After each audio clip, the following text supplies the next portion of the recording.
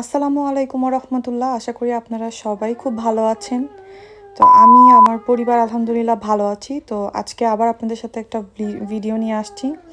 তো আজকে ভিডিওটা শুরু করছি। আমার ইদানিং খুব শখ মানে হয় যে মিষ্টি কিছু বানাতে বা বিস্কিট টাইপের জিনিস বানাতে। তো আমি হচ্ছে একটা ভিডিও দেখলাম, তো দেখে ওইটা দেখে ট্রাই করছিলাম বাসায় বেকারি স্টাইলে বিস্কুট বানানোর জন্য।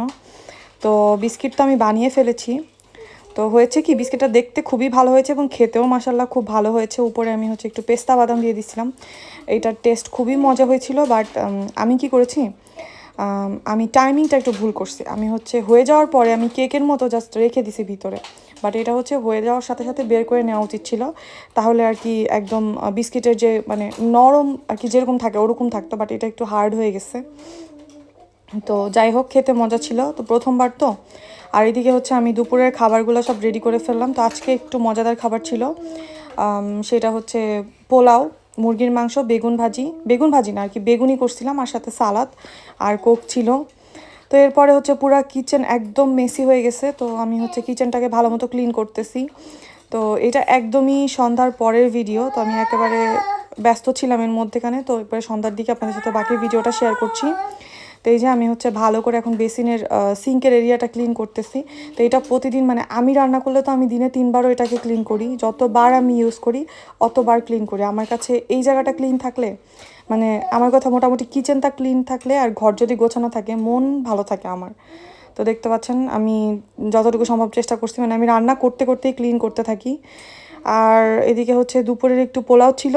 তো আমি হচ্ছে আজকে একটু রাত্রেবেলা ভাবলাম একদম হালকা পাতলা খাই।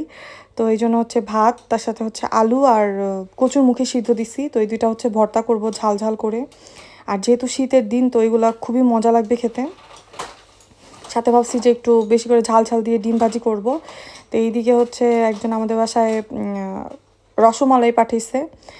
তো সেই রসমালাই হচ্ছে একটু দেখতেছিলাম, খুবই মজা হয়েছিল এবং দেখতেও খুবই সুন্দর হয়েছিল।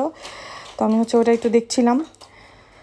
তারপরে এই যে হচ্ছে আমার অলরেডি ভর্তা টর্তা করা শেষ। দেখতে পাচ্ছেন আমি আলু ভর্তা করছি, গাঠি ভর্তা করছি। তো আমরা এটাকে গাঠি বলি, অনেক জায়গায় কচুরমুখী বলে। আর এই যে ডিম ভাজি আর গরম গরম ভাত ছিল সাথে। তো এই সব কিছু দিয়ে আমাদের রাতের ডিনারটা করবো। আর সাথে হচ্ছে আমরা একটা সিরিজ দেখতেছিলাম, এটা হচ্ছে স্ট্রেঞ্জার থিংস। নেটফ্লিক্সে বর্তমানে খুবই ট্রেন্ডি। তো এটা জাস্ট রিসেন্টলি শেষ হয়েছে, বাট আমি মোটামুটি ওইটার ভাইব থেকে বের হতে পারছি না। আমি ওইটাই সবসময় দেখি ঘুরায় ঘুরায়, মানে এক একটা এপিসোড মেবি আমি 8-10 বার করেও দেখে ফেলছি, এত এত ভালো লাগছে আমার। তো এই তো আমি আমার প্লেটে খাবারটা সুন্দর করে সার্ভ করলাম। তো আজকে আমি ঘর গোছানোর কোনো পার্ট শেয়ার করতে পারিনি একটু ব্যস্ততার কারণে।